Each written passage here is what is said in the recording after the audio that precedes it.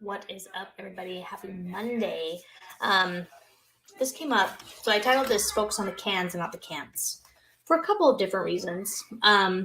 So there's been a couple conversations that I've had over the last week or so with clients and prospects and others, people talking to me, asking me questions. And one thing that seems to be a theme over the last couple of weeks for a couple of different reasons is people either realizing or me telling them that if they focus on what they can do, things tend to go a lot better. Okay. And so let me use an example. So one of our clients, she was struggling. She's probably like a lot of you, she's done a lot of different diets over the years. She's lost weight lots of different times, but it's never been able to be sustainable.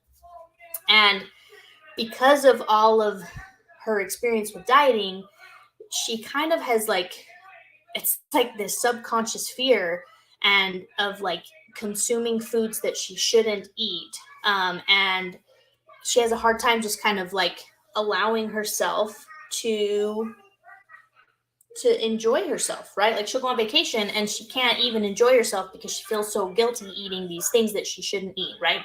And so instead of focusing on all the shoulds and should nots, we just focused on all the things that she could do that would increase, that would make her focus on the positive in a lot of ways. And so instead of telling herself she can't or telling herself she should not, she focused on just hitting her protein goal, right? And drinking water and eating 2 or 3 servings of vegetables, right? So those were the 3 things that she was focusing on. And then beyond that, she could do whatever, right? Because it was stressing her out to have to hit a calorie goal and what those calories should consist of and all sorts of stuff. And so instead we shifted the focus and everything went way, way better. Like her mindset changed and all the stuff because she was focusing on what she can do instead of what she should not do.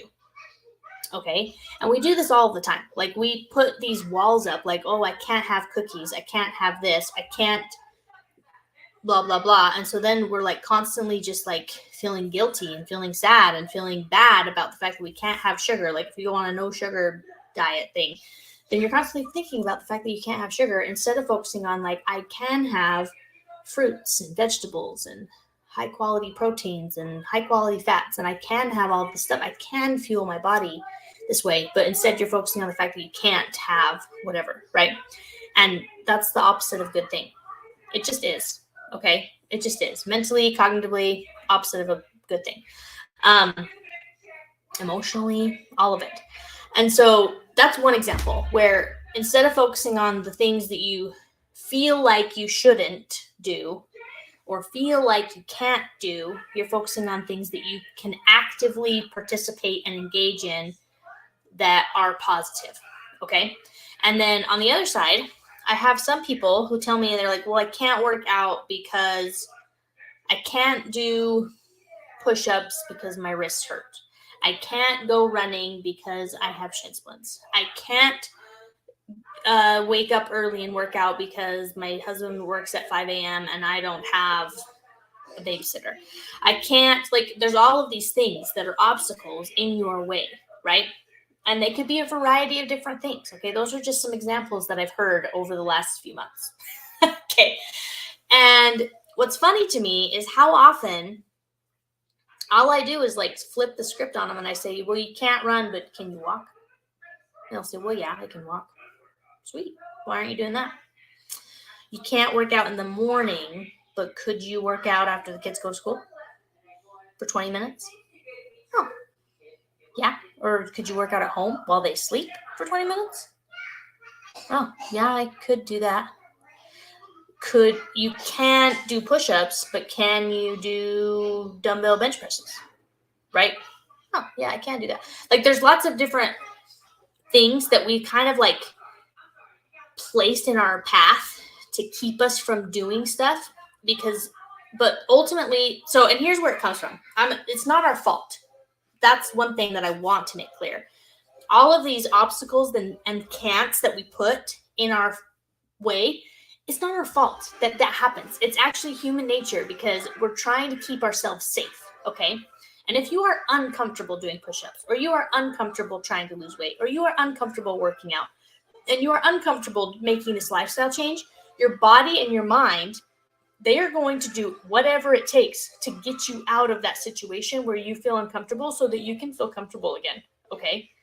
And so we are meant, like, it's like our subconscious mind is battling against us. It's like, oh, you can't do push-ups. Your wrist hurt. So you can't. So now you can't do that. So stop trying to change. Stop trying to make us uncomfortable. We're trying to be comfortable, right? It's constantly battling this. And so one thing that I have learned, and I just had this conversation with my aunt last night actually, but one thing that exercise and like doing these processes and like pushing yourself to limits is you get very comfortable with being uncomfortable. So much so that it's almost like if you're not uncomfortable, something's wrong, which is just as bad. Let me put that out there. Right? Like it's almost just as bad. But you can use it to your advantage in that the discomfort can be pushing yourself to a new level instead of like reverting back to things that you don't want. Okay. So like a lot of people, they will only make a change when they are finally so uncomfortable that they need to, that it's more painful to stay where they are than to make a change. That is an unfortunate truth, right? Where people are like, okay, I'm almost going to die, so now I need to change my health, right? And so then they make the change, right? That's not a good place to be, because once you get comfortable, sometimes you're more used to being uncomfortable, and so you revert back to that because it's easier to be uncomfortable. It's like you're addicted to that discomfort instead of the new comfort and the new discomfort of pushing yourself, right? And we don't want that. And so there's like this fine balance between getting comfortable with being uncomfortable, but in a positive way instead of a negative way, because people get discomfortable with being uncomfortable negatively all the time, financially, physically, mentally, emotionally, in a relationship. Like there's bad times to do that. And then there's like pushing yourself forward and getting comfortable with that discomfort, right? And focusing on what you can do and how you can push yourself. And that's different. So I just wanted to make that clear. But when you focus on what you can do and you focus on taking positive action, it gets rid of a lot of the anxieties. It gets rid of the guilt because you're focusing on what you can do instead of what you can't do. It gets rid of the all or nothing mindset, because all looks different. All is not perfection. All is hitting your protein, eating your vegetables, drinking your water. Like you can define what all is. And so it gets rid of that all or nothing mindset where it has to be perfection, because you just established what the minimum expectation is for yourself. And that's all, right? Bonus, you could establish bonus expectations, but the all expectation is just these three things, right? And so then you can go for it. For me, my all expectation is my 5 to 6 workouts a week. Usually, as long as I get my 4 in, then I'm good. 4, right? Bonus if I get 6 and a walk on a Sunday. Like that's like killer week, right? And as long as I get my protein breakfast and have a healthy lunch, then like I feel like I'm on track and I'm doing good and all that stuff, right? Like those are my all. Bonus if I track everything, bonus if whatever, right? And so you can establish what your all is so that you don't fall into the trap of like, well, if it's not perfect, I'm just not going to do it at all. Because perfection doesn't exist. It's just figuring out the things that you can stay consistent with so that you can do what you need to do and accomplish the goals that you want to accomplish. Okay. Hope that was helpful. So focus on the cans, don't focus on the can'ts in whatever stage you're in. So if you're just starting out and you have all of these can'ts that are standing in your way, focus on what you can do. If you can't run, can you walk? If you can't run, can you get on the elliptical?